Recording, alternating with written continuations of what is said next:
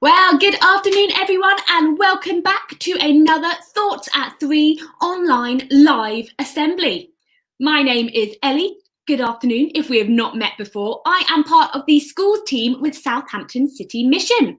And normally we would be in schools doing RV Question of Faith days, assemblies, helping with some Year 6 transition support. But obviously, because of the current lockdown, we are doing that all online instead. So welcome. I hope you have fun, and I hope you will be joining me live in the chat if you are watching live, but hello to everyone watching later on as well. This afternoon, I will be introducing our topic for the day. There's a little clue right there, that way. And also, we will be answering some of your questions that you might have, as well as finishing with a prayer, just like we do in schools. So if you are watching live, make sure you join in. We would love to give some shout outs. And in fact, I have my first shout out ready, which is a big hello to everyone at Abbotswood Junior School. We have actually been doing our first webinar with the Year 6s at Abbotswood this afternoon, which has been fantastic, chatting through all things change and transition as they get ready for secondary school. In fact, one of the Year 6 bubbles at Abbotswood have sent us an email requesting a special shout out. So a big hello to Mr. Cox and LD3 Bubble at Abbotswood. It is fantastic to have you with us. So today, as I said, we are talking all about change. Now, this is actually not the first assembly we've done about change. If you've been watching us for a while, you might have seen Matt back on the 1st of May, so 2 months ago now. He did an assembly all about change, particularly people whose lives were changed by Jesus. Well, we're not quite talking about that today, but what I did love was in that assembly, Matt showed us his butterflies. Him and his family were growing butterflies, watching the caterpillars transform into those creatures, because actually animals, as well as us, all go through change, which made me think, are there some other animals that go through change? So I've got a little quiz for you now where I'm going to show you some animals or name them. And I wonder if anyone watching can maybe shout out or even put in the comments, what does this animal change into? Okay, so the first one is an obvious one. If I say caterpillar, it of course changes into a butterfly, just like Matt showed us. I've got a photo here. You can see that transformation process from caterpillar to butterfly. But do you know what a tadpole changes into? A tadpole. I'm sure lots of you might have done this. I know lots of schools, maybe even the Year R's, sometimes have these in their classroom and they get to watch them change. Tadpoles, of course, change into frogs. And I found this very cool picture showing every step of the process. So tadpoles change into frogs or toads. I think tadpoles are the early stages of a toad's life as well. Okay, so maybe making it a little bit trickier now. Do you know what a joey turns into? There is a baby animal called a joey. Do you know what that changes into? We've got a few people watching along live. So Charlie, for the last one, said frogs. Well done, Charlie. But do you know what a joey turns into? I'll give you a little clue. I've got a picture of a joey here. Hope you can see that. That is, of course, a baby kangaroo. A joey turns into a kangaroo. I really like that cute little one there. Still giant feet, though. Okay, my next one then is, do you know what a cygnet turns into? A cygnet. I think it's spelled with a C-Y. Have you any idea what a cygnet grows up and turns into? Make sure you're commenting along live. Again, it looks like Lucy and Charlie got the last one, kangaroo, spot on. But what about a cygnet? I'll give you another little clue again. Here's a picture. So it's some kind of bird there, cute little fluffy, kind of grey looking. If you're watching at home, I hope you're shouting out the answers. I can reveal a cygnet is actually a baby Swan. Rebecca got it. Fantastic. A cygnet is what you call a baby swan before it grows up. So cute and fluffy, not quite as white. I think that neck must grow a little bit longer too. Fantastic. Okay, so these next two is actually a bit of a picture round. I've got a picture here of some kind of baby creature, and I wonder if you can tell me what it turns into. So I can reveal this is some kind of chick. So it is known as just a chick, but a lot of animals, when they're babies, are called chicks. Any ideas what that might be? It's actually a bit strange looking. I wasn't sure I knew this one. Maybe there's some clues there in, I don't know, the beak or the legs. Any suggestions? Well, I can reveal that this baby chick, oh, we've got an answer coming in there. I think Becky might have got it. It is, in fact, a flamingo. Well done, Becky. This chick is a baby flamingo who, it turns out, aren't pink until they get a bit older. And they obviously get a little bit taller too.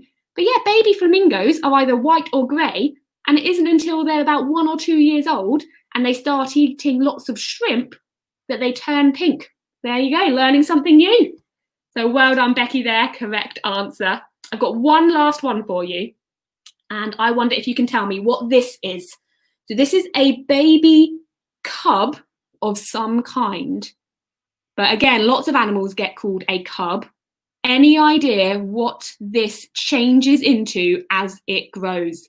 Now, this is very young and very strange looking. I think they're very cute though. And I do like these animals quite a lot when they grow up. I didn't know this is what they look like though. Would anyone like to take a guess?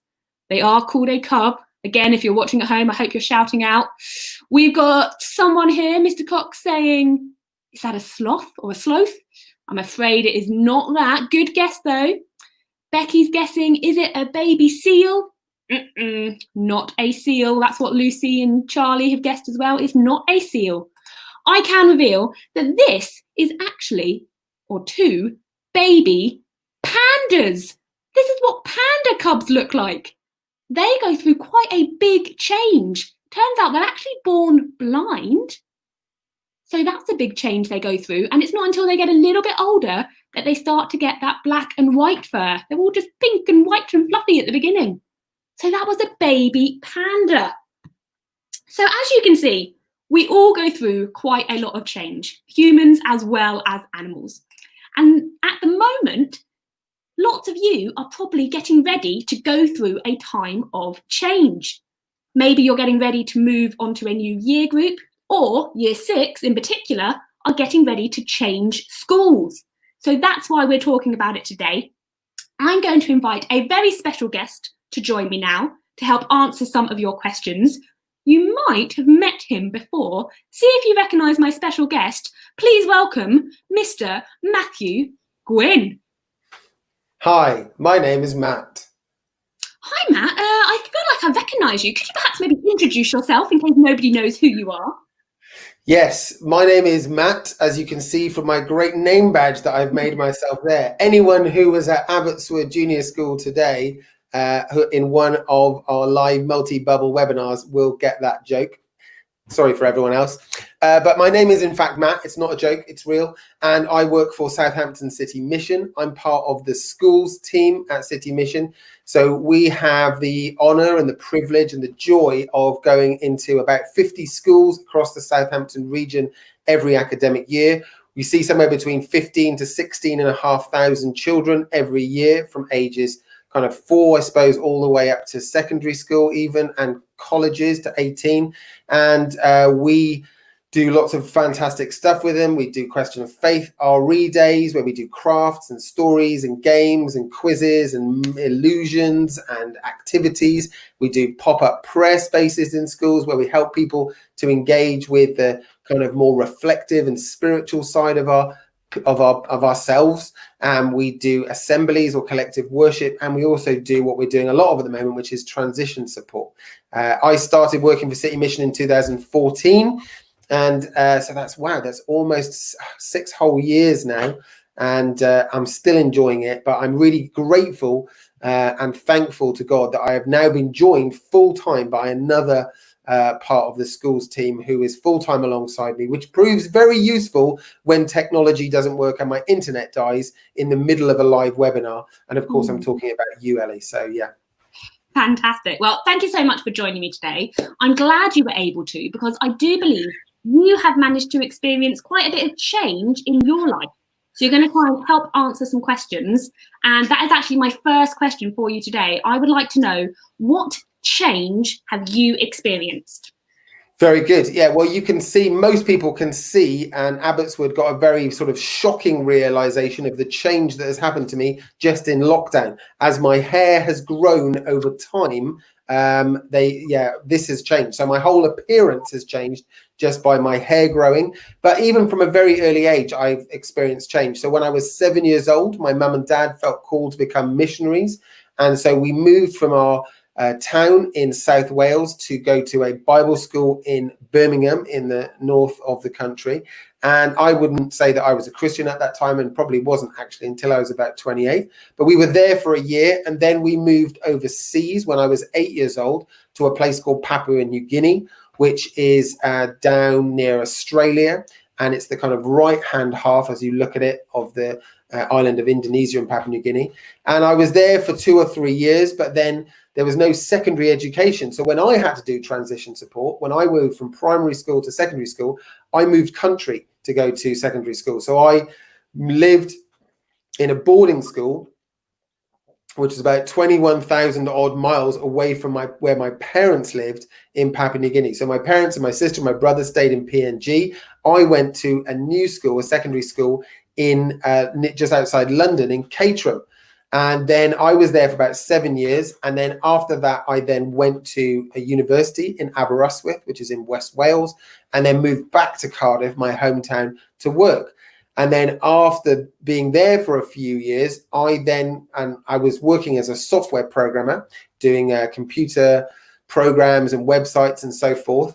I then changed career completely. In 2005, I became a Christian and decided to live my life in a totally different way. And then in 2009, I moved from doing software programming. Thanks, Becky, who says she likes the tash, by the way. Thanks very much. You'll have to tell my wife Lucy that. She's not too keen. But I went into youth ministry, and I started to do youth work. And then after about 5 years of doing youth work for a church, we then moved to America. And so we went and we spent a whole year in America, me and Lucy and Charlie, when he was 2 years old. And we spent a whole year there. And we had to sell everything that we owned, pretty much. We left about 10 small boxes like this with some friends here. And we got rid of everything, all our furniture and loads of our clothes and our books and everything. Just got rid of it all so that we could move to America for a year. And then when we came back from America, then I got this job with Southampton City Mission. We stayed in about almost 10 different houses in the first 3 months of being back, because we didn't really have anywhere to live. And so, yeah, I would say that I've had a lot of change in my life, and I've got a good appetite for change because of that, I think. Wow. Thank you for sharing. So that is definitely kind of a whole lifetime of experiencing change. I was going to say, yeah, I don't know if I do have the appetite for it. It is something which kind of shocks me a bit. Obviously, my biggest change is when I came and joined the team at Southampton City Mission in January. I'd been a primary school teacher for kind of 4 years before that. I then did 4 years at university preparing to be a primary school teacher. So that was a huge change for me, and it was a bit shocking. But I love that you mentioned there, part of your story includes you becoming a Christian when you were about 25. So do you think that being a Christian has kind of helped you when you do have to face these times of change? How does that affect your life? Yeah, that's a really great question. That was some quick maths, by the way. But actually, it was when I was about 28 that I became a Christian. And I suppose what I would say about that is, in the first part of my life, up to 28, through all of that change, I felt quite alone in it. So when I went to boarding school, I felt quite alone. When I went to university, I felt quite alone, even though I had lots of friends around me. And I obviously got on with people. I didn't feel that my family was really there with me, because of course they weren't physically. And so I felt alone in that change. But becoming a Christian, I believe I've been filled with God's Spirit, and so I now, when I experience change, I'm a lot more calm, a lot more peaceful in the change. Whereas I used to be quite frenetic and quite worried and get quite stressed about things changing, even though there was lots of change in my life. Now I'm very calm and chilled about it because I believe that actually God is with me. I'm not alone in that change.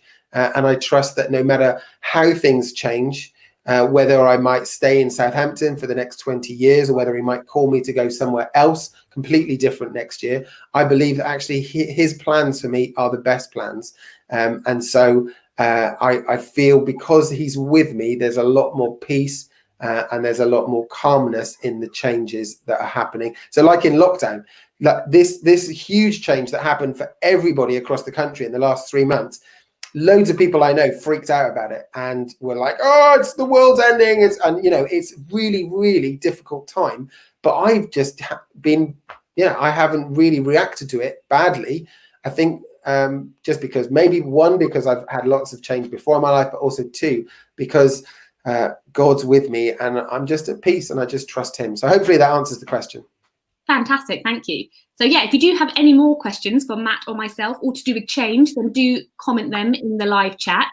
We've actually got Rebecca saying that must have been a huge change for you going to secondary school, boarding school, abroad, thousands of miles from your parents. That must have been so tough, which it does definitely sound like that. And I know a lot of the year sixes at the moment, although they might not be going through quite a huge change as big as that, this is still a bit of a scary time for them, a time of change. So my next question for you is, do you have any top tips for people that are about to change schools? Yeah, so I thought Neil's top tips were great yesterday in the assembly I did with him. And I've been having a little think about it because actually one of the students that we spoke to at Abbotswood today, they asked us for our top tips as well. And I think my top tip for people changing schools, and actually for people at any age, no matter what change you're going through, and we all do go through change because life is change. If you're not changing, then you're probably dead. And if you're alive, then you're probably changing. Actually, I think my best piece of advice would be to be yourself. Just be yourself. One, because everybody else is taken. But two, because actually it's really important that we discover who we are. And it's okay for us to like the things that we like, to do the things that we do, and to believe the things that we believe. And quite often in life, not just in secondary school, but in all walks of life, there's pressure to conform, to fit in and to say, oh, yes, I believe the same thing as that person, or I like the same sort of music that they listen to, or yes, I love the same movies. And you will get that naturally with some people. And that's, of course, how friendship groups start and so on. But I think the thing that I've taken on in life is just to be yourself, because if you try and be anyone else, you're just expending effort for really nothing at the end of the day. You don't discover who you've been created to be. Whereas if you are yourself and you discover what that means, then actually I believe you're able to then live your life to the full, no matter what change you're going through. So hopefully that answers that question. Fantastic. I love that. Be yourself. No matter what change you're going through, be yourself. Well, we have actually got another question coming in here, a kind of perfect one for all of those year sixes moving on to their new schools. Teresa wants to know, what's your top tip for making new friends in new places? Yeah, this is a great one, and one that I'm not very good at. But I would say listen more than you talk. And make sure you've heard what people say. So I'm really good at saying this. I'm not very good at doing it. As you know, and as Teresa knows, I like to talk quite a lot. But I would say if you want to if you want to be friends with somebody, then actually listen more than you talk, and actually hear what they're saying. There's nothing worse than being in a conversation with someone when they're like, oh, yeah, I see what you're saying, mate. And they're doing something on their phone. And oh, let me tell you about what I'm doing, blah, blah, blah. If you want to be friends with someone, the only way you can do that is to give them time. There's no shortcut to friendships. And so I would say, give people time by listening to them more than you're talking to them. Show them that you're interested, that you care, and that you're actually hearing what they say rather than just thinking about something else or worrying what's happening on Instagram or what you're going to have for dinner that day. Does that make sense? Yeah, I like that. Some good advice. I hope that's answered your question, Teresa. And I would add to that, I would say sometimes it's useful to find things in common. That's always a good starting point. And I knew me and Matt could be friends as soon as I found out he liked cake as much as I did. And we have the same favourite colour as well. That is true. So it's always a good starting place if you're not sure how. But I love that. Okay, we've got one more question coming in. I think we've got time for it.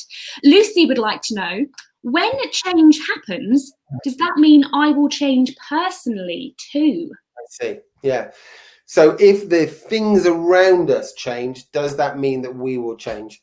And I think that's an interesting one. Scientists have done studies which show that who we are, the things that we like, the way that we speak, the clothes that we wear, the stuff that we get involved with, our character and our personality is made up of the 5 people that we are the closest to. And so as those friends change, there will be different influences in our lives. And so the things that we like might change because of our friendship changes. Maybe the different food that we eat will change because of the place that we're living. Like, for example, my favorite fruit in the whole world is the pink guava, but I haven't had pink guava for over, 20, 25 years, because that is something you can only get in Papua New Guinea, to the best of my knowledge anyway. And so I think that external influences do change us, but for Christians, we believe that actually we have God's Spirit inside of us, which helps us to continue to be that person who He's made us to be, and to become more like His Son Jesus as we go through life, no matter what's going on around us. There could be unusual things happen. It could be the most boring day in the world, but we're still the same if we're filled with God's Spirit, because He's helping us to be that person who He's created us to be. So I hope that answers your question, Lucy. But as you're my wife, we can continue discussing that later. Well, I hope you enjoy those conversations later. What you have just mentioned, though, because obviously things will change as we get a bit older, reminds me of our little art challenge we have been setting all of year 6, especially those at Abbotswood. I know they were working on theirs today. Oh, look, we both got our copies at the ready. So I just want to remind everyone about our Circle Selfie Challenge. This is a city-wide art project we're doing where we want all year 6s who live in or near Southampton to draw a self-portrait. And this could be you as you are now, or maybe it will be as you see yourself in the future. Perhaps when things have changed a bit, you're older, you're working as a teacher or rocket scientist or scuba diver, I don't know. Or schools working with City Mission. Perhaps, hopefully, it's a great job, I recommend it. So we want to have all of these, as many as possible, hundreds, maybe even thousands, which we're going to collaborate together to be one citywide art piece for all year 6s transitioning this summer. So make sure you check that out. Matt, thank you so much for joining us today. We've got a few more comments. I think that Lucy and Becky are both having very mixed impressions over your hair right now. The tash, some people love it, some people not so much. But it's been fantastic. I'm just being me. You're just being you. Be yourself. That's the top tip. You are joining us again tomorrow for another assembly with part of our Moving On. Is there anything you can tell us about that? Yeah, so tomorrow is going to be a magic special. We're going to be thinking a little bit about things that could constrict us and contain us and stop us from being who we're made to be through a magic trick. And I will also have a good friend on guest, Dan, who's the youth worker at New Community at Central Hall in Southampton. So he'll be joining me tomorrow afternoon. Fantastic. Well, thank you very much for joining us today, and we will be watching that tomorrow. Goodbye. Thanks so much for having me, Ellie. Bye, everyone. Fantastic. Well, thank you also for joining us. We have reached that part of the assembly now where we like to say a prayer. It is always optional, as you probably know if you've seen one of these before. But if you would like to join in, then just listen to the words, have a time thinking and reflecting about change and how the life that we live will be changing around us, but how we can still kind of stay who we are with God. Let's pray. Dear God, thank you that even though we have to face many times of change in our life, you never change. Thank you that you are the same yesterday, today, and forever, and we can always count on you for support. Please help everyone who is about to go through a big change, whether that is moving year groups, changing schools, or something else. Please give them comfort and peace in this time. If you would like to agree, you can say Amen. So, that is all we've got time for today, I'm afraid. It's been fantastic having you with us. I hope those of you that have watched live has enjoyed, and also those who are watching along later. Don't forget to check out Matt's Magic Special tomorrow. That is Thursday, the 2nd of July at 3 p.m. I will be back on Friday with our final craft special for Moving On week. But for now, I would say have a brilliant rest of your day. Stay safe, and we will see you soon. Goodbye.